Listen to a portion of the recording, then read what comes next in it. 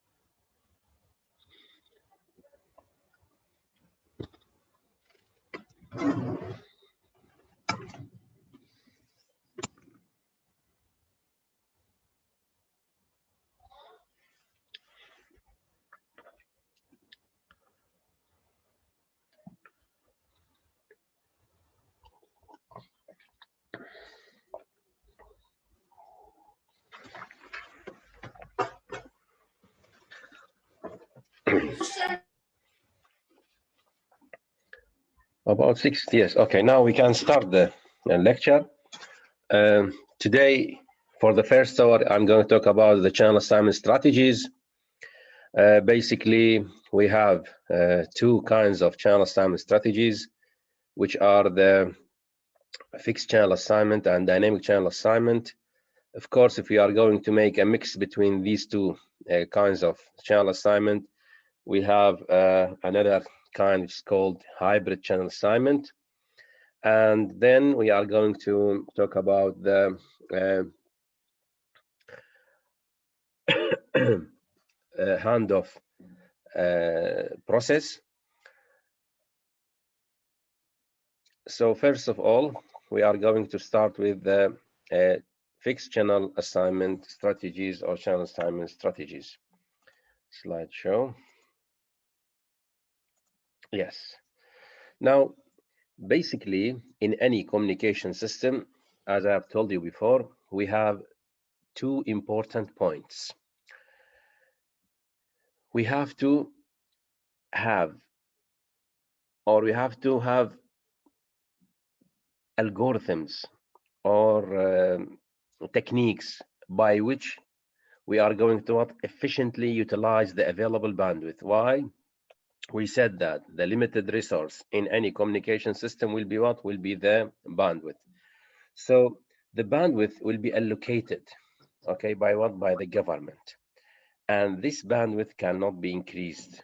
Okay, for example, say bandwidth number 1 is dedicated for cellular communication system. Bandwidth number 2 is dedicated for another service, and so on.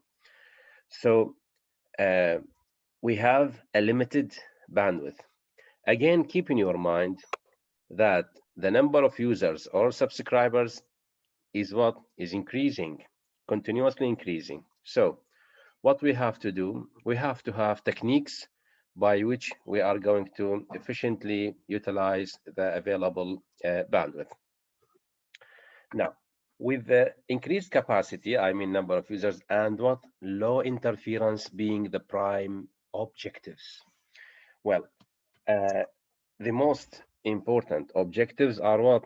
Increasing the capacity and keeping the interference at what? At acceptable levels. Now, a frequency reuse scheme was helpful in achieving these objectives. We have different kinds of channel assignment strategies.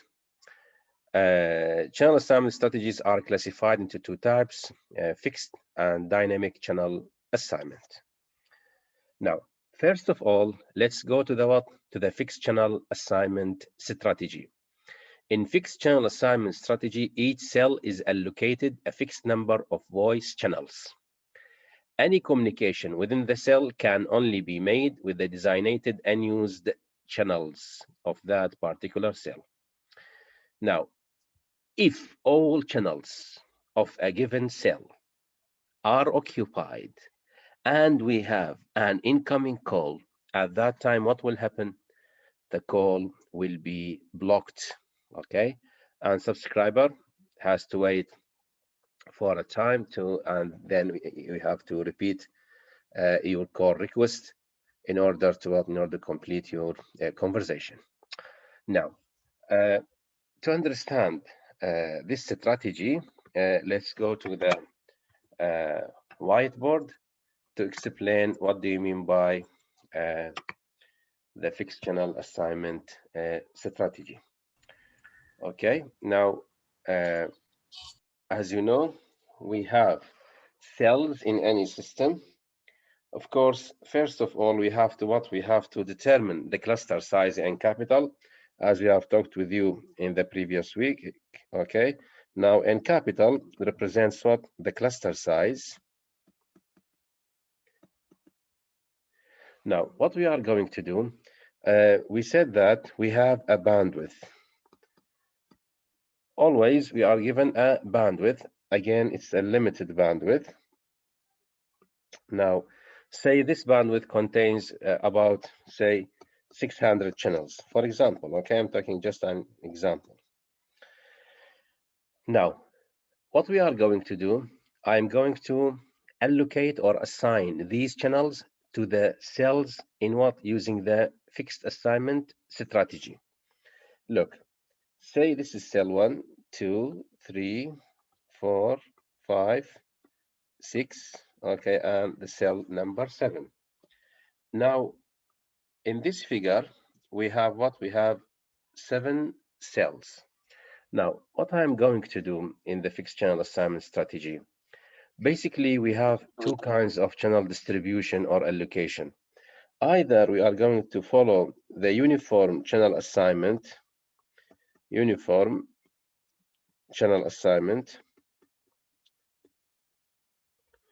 or we are going to use what? Non-uniform. Of course, uniform means what? Evenly, the available number of channels are distributed among the cells. Non-uniform, no. It oddly will be divided between the available cells.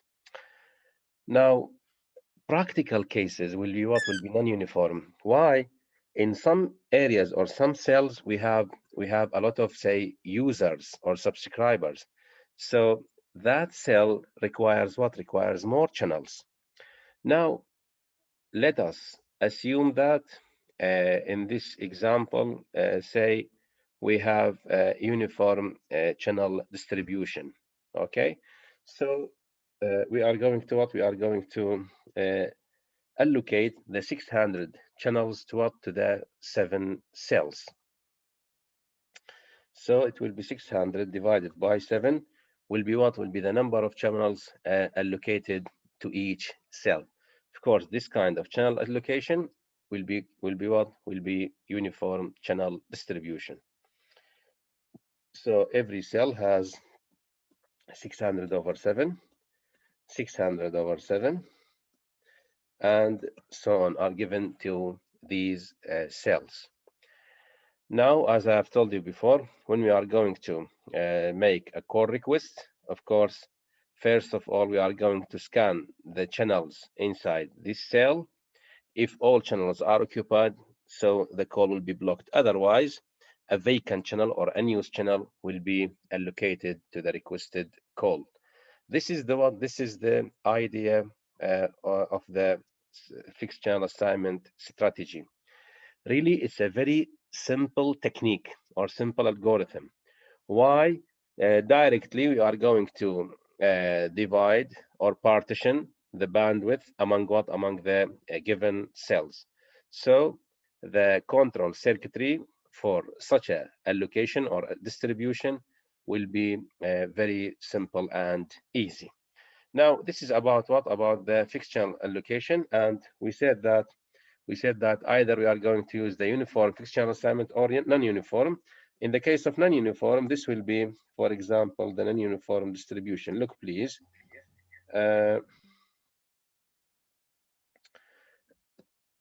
Again, we have 6 cells. Why always we have 6 cells? Because we are talking about hexagon cell. So every hexagon cell has 6 neighbors. Now, if you are going to distribute the channels among the cells in the non-uniform form, so it will be, say, for example, this cell will be given 100 channels. This one again 100, say. The other one, for example, will be 150. Okay. Other one, say, will be 25, and so on. So they are not equal. Well, so they are not equal. And same when you have here, for example, when we have 125, and so on. Okay, other cells may be given, for example, 10, 10, and so on. This is about what? About the channel distribution, I mean non-uniform channel distribution. Either we have uniform channel distribution, which is a theoretical case. Practically, we are going to follow the approach of non-uniform. Why? In sometimes, which is the practical case really, we have congested cells. Congested cells means what? Means this cell has large number of users or subscribers. So such a cell requires more channels to be able to accommodate large number of traffic or call requests. This is about the channel distribution in the fixed channel assignment strategy. Now let's go back to the PowerPoint slides and to continue with the lecture. Now, fixed channel assignment strategy, this is simplest of the channel assignment strategies as requires very simple circuitry, control circuitry, but provides what? Provides worse channel utilization. Of course, why such a kind of channel distribution or channel assignment will provide worse channel utilization? Look, later there was another approach in which the channels were borrowed from adjacent cell. Of course, why we said that the fixed channel assignment provide worse channel utilization? Look, please.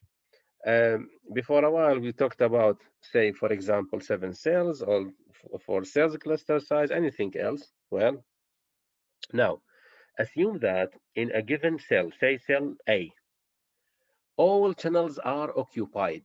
Okay, all channels are occupied. Now we have a call request inside the cell A. Of course, if all channels are occupied, what will happen at that time? The call will be blocked. On the other hand, the neighbors of cell A, okay, the neighbors of cell A, I mean base station B, C, D, and so on, okay, these cells may have what? May have unused channels. But due to the fixed channel assignment strategy, these unused channels will not be utilized, okay? Such a case will lead to what? Will lead to worse channel utilization. So we have to what? We have to find a way by which we are going to utilize the unused channels in the neighbor cells. Look, please. Later, there was another approach in which the channels were borrowed from adjacent cell if all of its own designated channels were occupied. This was named as what? Borrowing strategy. In such a cases, the MSC supervises the borrowing process and ensures that none of the calls in progress are interrupted. Okay, so to enhance the performance of the fixed channel assignment strategy, we are going to what? We are going to introduce another approach or another strategy, which is called what? Borrowing. Borrowing technique will help us to what? To make use of the unused or vacant channels in the what?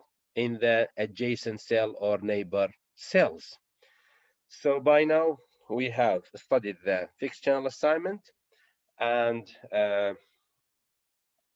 its strategy, and we have studied again the borrowing technique by which we can enhance the performance of the fixed channel assignment strategy. Now, for example, what will be the features or characteristics of the fixed channel assignment strategy? In this strategy, okay, the channels are permanently assigned to the cells. Okay, this is the problem of this technique. Again, one of its advantages is what it's a very simple technique, so it doesn't require a very complicated control circuitry. Okay, on the other hand, we have illustrated the disadvantage, which is what the disadvantage of this technique is that uh, we have worse channel utilization. Okay, and we have to enhance the performance of the fixed channel assignment by using what, by using the borrowing technique. This technique will help us to utilize the unused or vacant channels in the adjacent cells. Now we have another approach. This approach is called dynamic channel assignment. In dynamic channel assignment strategies, channels are temporarily assigned for the use in the cells for the duration of the call. Now, what do you mean by these two lines? Really, in the dynamic channel assignment strategy, all channels are kept where? At the MSC. Now, based on the call request or demands of each base station, the MSC will assign channels to a given base station. When call is finished or ended, the channel will be rebacked where? To the MSC pool. Okay. Now, each time a call attempt is made from a cell, the corresponding base station requests a channel from the MSC. The MSC then allocates a channel to the requesting base station. After the call is over, okay, the channel is returned and kept where? In the central pool. To avoid co-channel interference, any channel that is used in one cell can only be reassigned simultaneously to another cell in the system if what? If the distance between the two cells is larger than the minimum reuse distance. Of course, the minimum reuse distance is called D, and we have a relation which is D over R equal to square root of 3n. So D will be R multiplied by square root of 3n. This distance is called reuse distance, and its unit will be what? Will be, for example, meter. Well, so we have to obey the requirement of the what? Of the co-channel interference. Now, when comparing the dynamic channel assignment to the fixed channel assignment, DCA, dynamic channel assignment, has reduced the likelihood of blocking and even increased the trunking capacity of the network, as all of the channels are available to all cells. It means good quality of service. Of course, when you talk about good quality of service, GOS means what? Means GOS equals to number of blocked calls divided by total number of calls. So we are talking about standardization. Say, for example, 0.01 or 0.001 GOS is acceptable values. It means out of 1,000 call, for example, one call will be blocked or two calls. Okay, no more. Now, but this type of assignment result in what? Heavy load on the switching center at heavy traffic conditions. As you know, when you are going to assign channels for different cells and you make using the reuse frequency reusing technique, really such a case requires what? Requires a huge computation. And all of these computation will be done by whom? By the MSC. So this technique, I mean the dynamic channel assignment strategy, yes, will enhances the performance of the system, and it will reduces the blocking probability. But on the other hand, it will increases the load on the MSC. Well, by now we have finished the two techniques of the channel assignment strategy, which is the fixed channel assignment and dynamic channel assignment. And I have told you we have a third kind, which is called hybrid channel assignment. Of course, in the hybrid channel assignment, we are going to make a mixing between fixed channel assignment and dynamic channel assignment in the following form.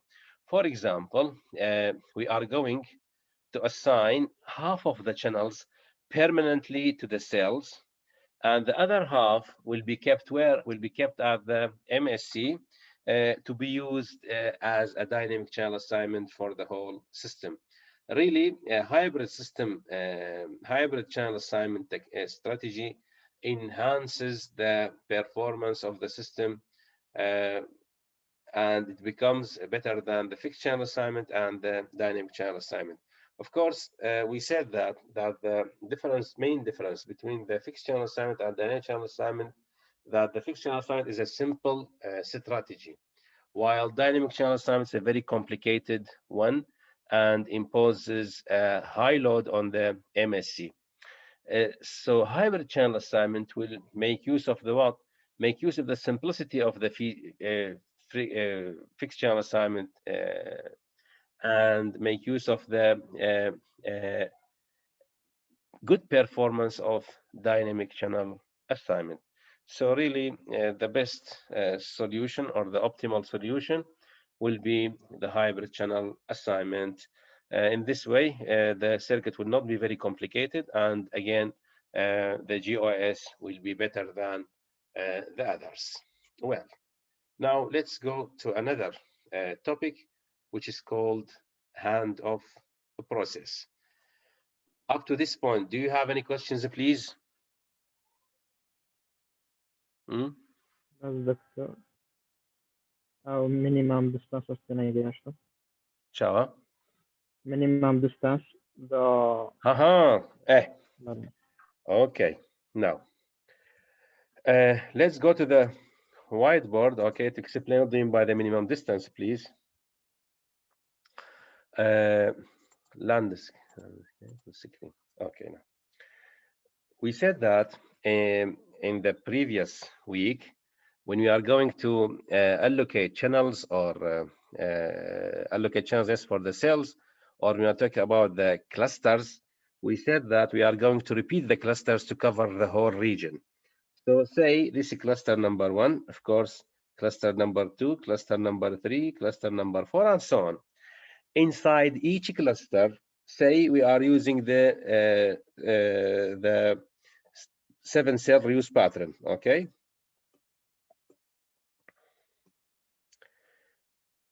Yes, 1, 2, sorry.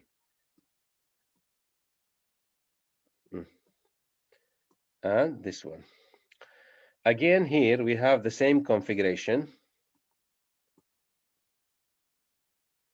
Here again we have 7 cells.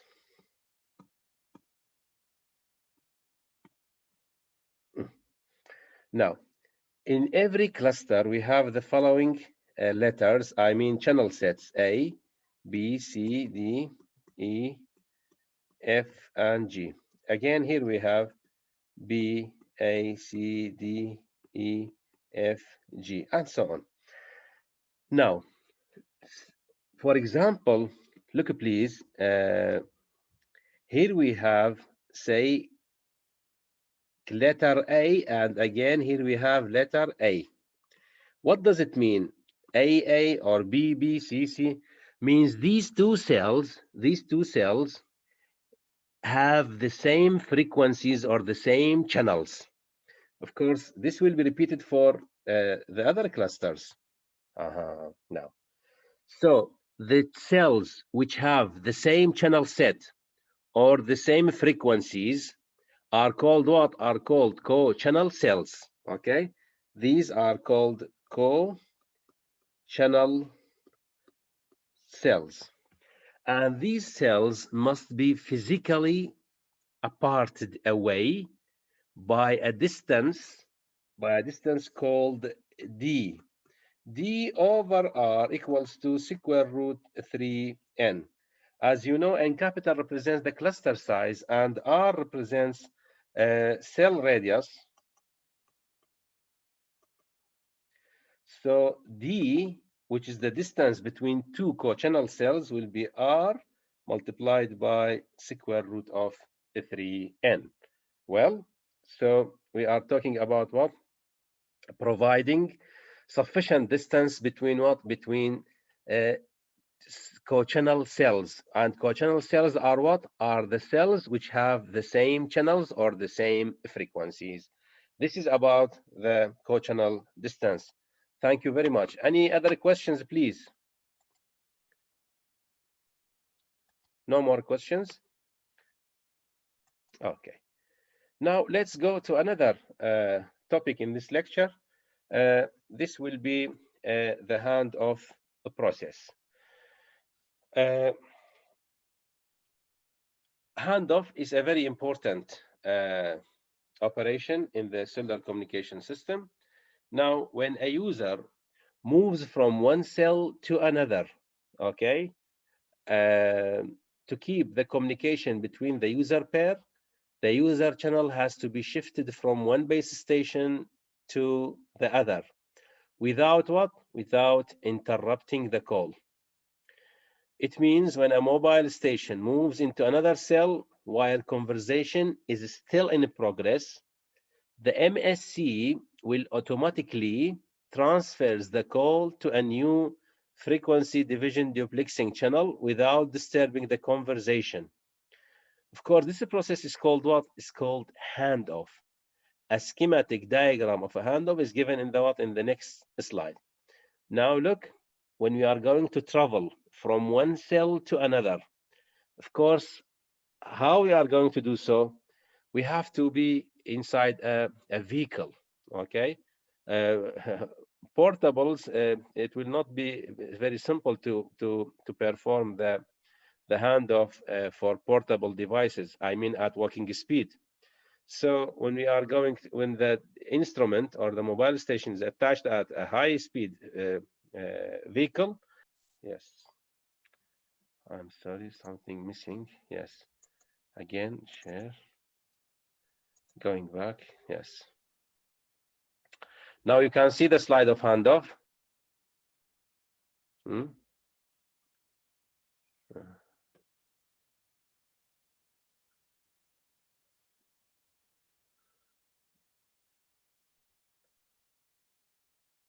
Is there any problem, please? Internet مشكلة يعني.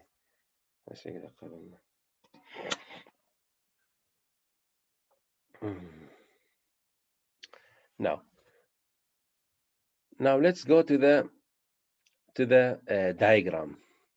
As you can see here, we have base station 1 and base station 2. This is cell 1 and this will be cell 2. Now, as you can see, a vehicle when it travels from cell A to cell B. Really, the handoff process will happen where? At the cell boundary, okay, at the cell boundary.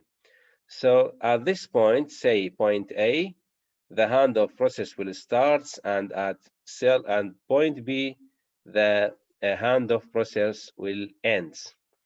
As you can see, at point A, still the vehicle or the mobile station, which is intending to travel to the cell B, is connected to what? To base station 1.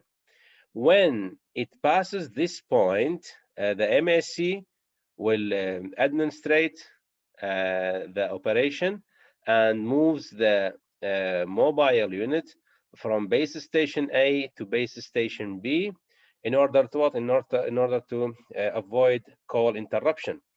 Okay, of course, all of this process will be what? Will be done, and it will be imperceptible to the user. Of course, we have to keep in our mind something very important, which is what? Which is the time for passing from the boundary of the cell A to the cell B will be a very small time, okay? So we don't have a lot of time for what? To perform the handoff process. Processing of handoff is an important task in any cellular communication system. Handoffs must be performed successfully and be what? And be imperceptible to the users. Now here we have some important points. By now, I'm going to talk about the PR minimum and PR threshold And then we are going to determine a very important parameter called delta. Now, any communication receiver, okay, any communication receiver has a threshold level. Of course, what do you mean by a threshold level or threshold value? Say, just for example, okay, just for example, say that our devices, okay, our devices, for example, um, will receive a signal, in terms of, say, 100 microwatt, okay, or 10 microwatt. Now, if any signal drops below, say, 10 microwatt, that signal will be considered as what? As noise to the receiver. So when we talk about threshold value, what does it mean? It means that any signal level which is less than the threshold value will be considered as a noise in the point of view of what? Of the receiver, of course. Okay, so what we have to do, we have to determine the threshold of any receiver carefully. Now, once the signal level is set as the minimum acceptable for what? For good voice quality, which is what? PR minimum. Then a slightly stronger level is chosen as what? As a threshold, PR edge, at which handoff has to be made. As shown in the next slide, a parameter called power margin, defined as delta power margin, PR edge minus PR minimum. Now, please look at this diagram. It's a very important diagram. Look, please. PR minimum, look, PR minimum is the receiver characteristics. We said that if the signal level drops below the PR minimum, at that time, the call will be lost. Okay, so what we are going to do, we are going to select another level which is slightly greater than the PR minimum. At this level, we are going to what? To start the handoff process. Now, look at these two base stations. We have base station I. Of course, the power transmitted from base station I, near to base station I, we have what? Large amount of power. And this amount of power will decrease as what? As the distance is increased, or we are going away from the what? From the base station I. As you know, the power decreases with what? With the distance. Well, now, on the other hand, look at the cell J.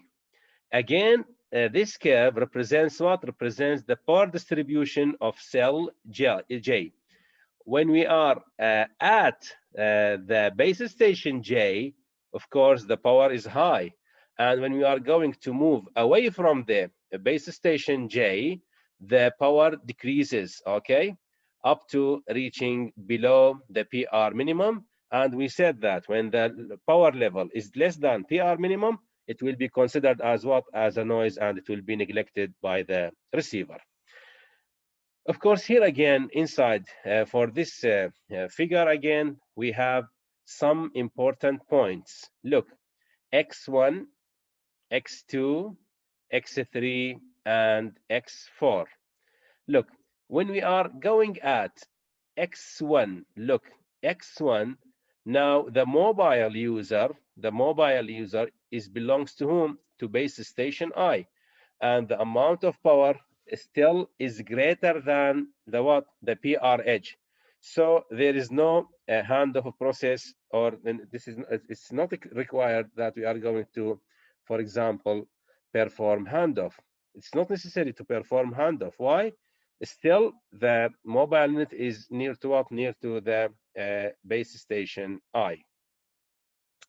Now, when the mobile travels again more and more toward what? Toward the base station J, and exactly at point X3, okay? At point X3, Of course, point X2, this point is called what? Is called the cell boundary. I mean, this is the midway between the base station J and base station I. And at point X2, the power received from base station I or from base station J will be what? Will be the same. So this point, I mean X2, can be considered as what? As cell boundary. Now, as I have told you, now the mobile again is traveling away from the base station I, and when it reaches the point X3, at this point, the power received from the base station I will equals to what? Will equals to PRH, which is the threshold power.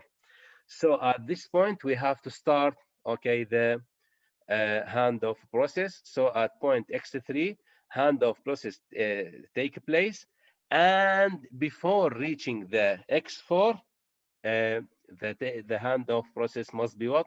Must be finished. Otherwise, if you are going at this point and trying to establish the handoff process, at that time the process will fail. Why? There is not enough time to make the switching between base station I and base station J. So this diagram is very important. And as you can see, we have determined two thresholds. PR minimum, which is the minimum acceptable amount of power received by the receiver. Below this value, the signal will be considered as noise. And we have determined another level, which is called PR edge. And at PR edge level, we are going to start the handoff process. Now, regarding to the delta, which is the power margin, okay, which is the power margin, it's quite an important parameter during the handoff process. We said that delta represents PR edge minus PR minimum. We said that again, PR edge will be selected to be what? To be greater than PR minimum, but what? Slightly greater, in a way that we have enough of time to perform what? To perform the handoff process successfully. Now, let us discuss the delta or the power margins, the difference between PR edge and PR minimum. Now, handoff process, since this margin can be neither be too large nor too small. Now, we are going to discuss two cases or two extremes. When delta is very large and when delta is very small, what will happen? Now, if delta is too small, okay, if delta is too small, then there may be not be enough time to complete the handoff, and the call might be lost even if the user crosses the cell boundary. Look, please, let's go back to the same figure, the previous figure. Now, when we talk about small value of delta, it means what? It means the PR edge will be what? Will be very near to whom? To PR minimum. Doing such a thing lead to what? Will leads to there is not enough time to what? To perform the handoff process, and the call will be lost. We have another value for the delta, which is what? We may assume that delta is large. If delta is large at that time, the PR edge will be, say, at this point. Okay, if you see the mouse, okay, it will be at this point. Now, what will happen if delta is too large? At that time, we are going to perform handoffs or unnecessary handoffs, really. Why? For example, if we are going to increase the level of delta, at this point, handoff will occur, but at this point, for example, the call will be finished, and the user will not intending to pass or travel to the what? To the cell J. Okay. This will lead to what? Will lead to performing unnecessary handoffs. Okay. If delta is too large or too high, on the other hand, then the MSC has to be burdened with unnecessary handoff. This is because MSC may not intend to enter the other cell. Therefore, delta should be judiciously chosen to ensure imperceptible handoffs and meet other objectives. Really, this is about, again, the handoff process. Now we have factors, some factors which are affecting the handoff process. First one will be the transmitted power. As we know that transmission power is different from different cells. For example, where you can see now in the cities, okay, we have large towers and small towers, okay. Of course, large towers belong to whom? To large cells, and the small towers belongs to the smaller cells, and the power transmitted from each tower or base station will be different from each other. So adjusting the level of the power will be, again, a difficult job. The handoff threshold or the power margin varies from cell to cell. Received power. The received power mostly depends on the line of sight path. As you know, in the propagation, we have, for example, two kinds of received signal, line of sight signal and reflected signal. We have ground reflected signal, sky reflected signal from building, which is called scattered signal, and so on, okay? So all of these, again, will affect the value of the delta, especially when user is on the boundary of the two cells. The line of sight path plays a critical role in the handoff, and therefore the power margin depends on the minimum received power value from cell to cell. Again, area and the shape of the cell, apart from the power level, the cell structure also plays an important role in the handoff process. Again, another important point will be mobility of the users. The number of mobile users entering or going out of a particular cell also fixes the handoff strategy of a cell. Really, this is about the first hour. In the next hour, inshallah, which is at 4 o'clock, we are going to talk about the co-channel interference and adjacent channel interference. Do you have any questions, please?